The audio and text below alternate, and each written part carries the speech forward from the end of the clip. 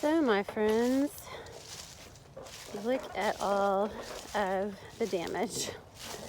This is from an ice storm we had last week, and we have a lot of work to do on our property.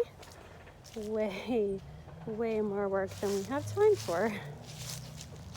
So with that being said, I am pretty sure there is not going to be an art video this weekend. I'm really sorry.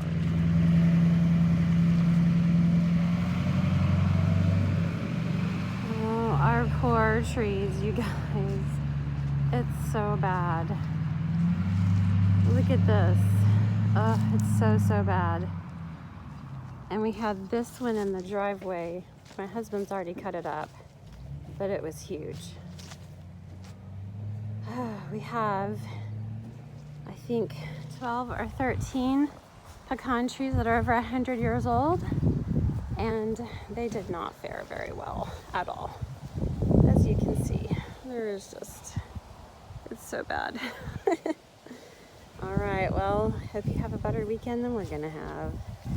See you later.